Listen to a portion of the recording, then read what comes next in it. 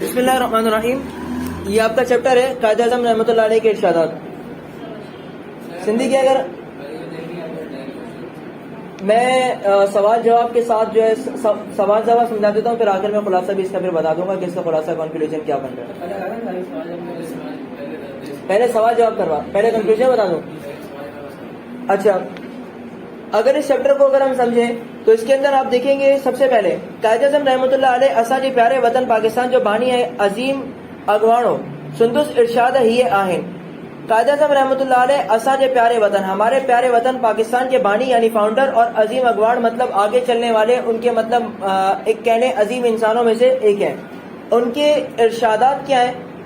انہوں نے تین کیٹیگریز کو سامنے رکھ کر ان کے بارے میں بات کی ہے. تین طبقے. اب پہلا طبقہ تھا شاگردوں کا طبقہ، دوسرا تھا نیکسٹ پیج پہ آپ دیکھیں گے پیج نمبر 12 پر سرکاری ملازمین کے بارے میں، اور تیسرا طبقہ ہے پاکستانی عوام جو کہ پیج نمبر 13 پر ہے. تو تینوں طبقات. اب سب سے پہلے دیکھیں کسی بھی ملک کی بنیاد ڈالنے والا کون ہوتا ہے؟ اسٹوڈنٹ. اگر ایجوکیشن ہوگی، تعلیم ہوگی تو کیا ہوگا؟ وہ ملک ترقی کرے گا. اگر تعلیم ہی نہیں ہے، ان پڑھ لوگ ہیں، تو وہ ملک کے لیے کیا خدمت کر سکتے ہیں؟ نہیں کر سکتے. تو سب سے پہلے کس کا ذہن بنایا جائے گا؟ وہ بنایا جائے گا اسٹوڈنٹس کا. اسٹوڈنٹس اگر کسی کام پر محنت کرنا شروع کر دیں تو اس کو بدلنے میں وقت نہیں لیتے، اس کو اپنی منزل تک پہنچا کر دم لیتے ہیں، کیونکہ وہ پڑھے لکھے بھی ہوتے ہیں، وہ اس چیز کے بارے میں جانتے بھی ہیں، اور پھر اس پر اسی لگن اور محنت سے کام بھی کرتے ہیں. اس کے بعد دوسرا طبقہ ہوتا ہے سرکاری ملازمین. کسی بھی ملک کو چلانے کے لیے ضروری ہے سرکاری ادارے، اور اس ادارے کے لوگ اگر ٹھیک ہوں گے تو کیا ہوگا؟ گورنمنٹ کے لوگ اگر ٹھیک ہوں گے تو گورنمنٹ کیا ہوگی؟ اسٹیبلش ہوگی، بنے گی اور اچھے سے چلے گی. جب اچھے سے چلے گی تو وہ ملک کیا ہوگا؟ ترقی کی طرف جائے گا.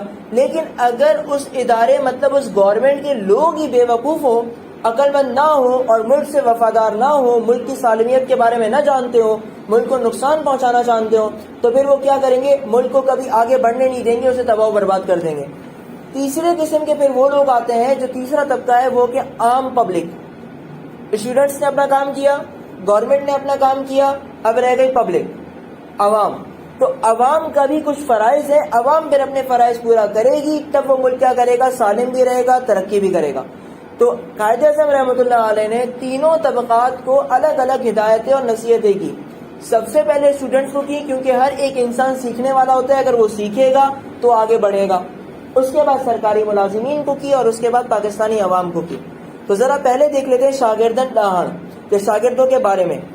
پہلی نصیحت کر رہے ہیں کہ تعلیم حاصل کرنے کے لیے بڑی سے بڑی قربانی دینے سے بھی انسان کو گھبرانا نہیں چاہیے، اور ان مقاصد کو حاصل کرنے کے لیے جتنی بھی تکلیفیں آئیں ان کو کیا کرنا چاہیے؟ برداشت کرنا چاہیے. تعلیم پہ لائے وڈے میں وڈی قربانی دینا کا بھی گھبرائن نہ گرجے. ٹھیک ہے، اب سمجھ میں آ رہا ہے؟ اور مقصد ہے کہ حاصل کرنے لائے جتنی بھی تکلیفوں اچن اوہے تھوڑی آئیں، وہ کیا ہے؟ کم ہے. دوسری نصیحت، میں آج تعلیم کے عمل میں مصروف رہنے کی تاکید کرتا ہوں. کام اور بس کام اپنی قوم کی سچائی کے ساتھ خدمت کرتے رہیں اور آگے بڑھتے رہیں. آؤں تمام کے تعلیمی عمل میں مصروف رہنا جو تاکید تو کیا کم اے بس کم پنجی قوم جی سچائی سا خدمت کندا رہو اے اگتے ودندا رہو. تیسری نصیحت، تمام مستقبل جا معمار آئے، آپ مستقبل کے معمار کا مطلب کیا ہوتا ہے؟ تعمیر کرنے والا، بنانے والا. آپ مستقبل کے بنانے والے ہیں، اس لیے جو بھی کام کریں، جو بھی مشکل کام ہو، وہ آپ کی ذمہ داری ہے. اس کو چہرہ دینے کے لیے، منہ دہانا لائے کا مطلب کیا ہوتا ہے؟ کہ مطلب اس کو فیس کرنے کے لیے، اس کا مقابلہ کرنے کے لیے، اس کا سامنا کرنے کے لیے اپنی شخصیت میں نظم اور ضبط پیدا کرو، مطلب ڈسپلن پیدا کرو. مناسب تعلیم اور موضوع تربیت حاصل کرو. اب مثال کے طور پہ ایک انسان، ایک ملک کو بنانے کے لیے انجینئر کی ضرورت بھی ہے. اب انجینئر بننے کے لیے انجینئرنگ کی تعلیم حاصل کرنا ضروری ہے. تو اب آپ کا خواب تو ہو انجینئر بننے کا، آپ پڑھ رہے ہیں بایو، تو آپ کیا پیٹ کی مرمتیں کریں گے کہ لوگوں کے پیٹ میں سلائی کروں گا تاکہ ان کا پیٹ بڑا ہو، تاکہ پیٹ ان کا کیا ہو؟ طاقتور ہو، مضبوط ہو. ملک اس کے اندر سمائے گا کیا؟ نہیں نا بھائی. نہیں، میں کیا کروں گا؟ میں اصل میں لوگوں کے پیٹ کے اندر گھر بناؤں گا تاکہ لوگ اس میں آرام سے رہ سکیں. بھائی انجینئر بننا ہے لیکن بایو پڑھا جا رہا ہے. اچھا چلے سبق کی طرف لوٹیں. آؤں پاکستان جی اچھا آؤ پاکستان جے ہر راہ کو اے خاص طرح پہنچے نوجوان طبقے کے ہیا گال چنگی طرح بدھائے تو چاہیاں تا خدمت اے برداشت اے ہمت دے سچے جذبے جو مظاہرو کیو ایڑو اعلیٰ مثال قائم کیو جو اواں جی ساتھی اے ایندڑ نسل اواں جی پیروی کرے.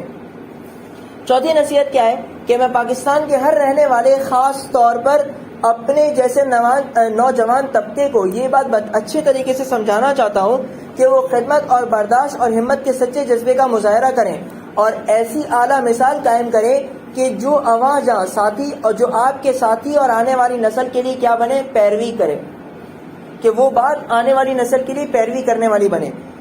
دیکھیں ایک شخص ہے وہ عام انسانوں کی طرح کام کر رہا ہے تو وہ لوگوں کے لیے رول ماڈل نہیں بنے گا. رول ماڈل وہ بنے گا جو کچھ ہٹ کر کرے گا, کچھ ایسا کرے گا جو کسی نے نہ کیا ہو اور ملک کے لیے اور لوگوں کے لیے فائدہ مند ہو. اچھا بے وقوفی والی باتیں نہیں کرنی ہے کہ مطلب کچھ ایسا کرے کہ بھائی وہ مطلب بے وقوف شمار ہونے لگے تو لوگ اس کو فالو نہیں کریں گے. فالو اس بات کو کیا جاتا ہے جو سمجھداری کا کام ہو اور ایسا کسی نے نہ کیا ہو تب لوگ اس پر عمل کرتے ہیں. جی بیٹا, وہ ان کی حرکتوں کو فالو نہیں کرتے, ان کو فالو کرتے ہیں. اور اگر ان کی حرکتوں کو کوئی فالو کر رہا ہے تو وہ بے وقوف ہے, وہ عقل مند نہیں ہے. یہاں بات ہو رہی ہے, دیکھو مخاطب کس کو کیا ہے, پاکستان کے ہر خاص اور اپنے طرح نوجوان طبقے کو. نوجوان طبقہ جو ہوتا ہے وہ عام طور پر عقل مند ہوتا ہے, بے وقوف نہیں ہوتا, بے وقوفوں کی حرکتیں نہیں کرتا. اسے ہم بچپنا اسی لیے کہتے ہیں کیونکہ وہ بچپنے کی حرکتیں ہوتی ہیں جو یہ کر رہے ہوتے ہیں. ٹھیک ہے. اچھا, اور دوسرا اگر کوئی اپنے ملک سے سچی ہمدردی رکھتا ہوگا تو وہ ایسی حرکتیں نہیں کرے گا, یہ ان کی بات ہو ہی نہیں رہی.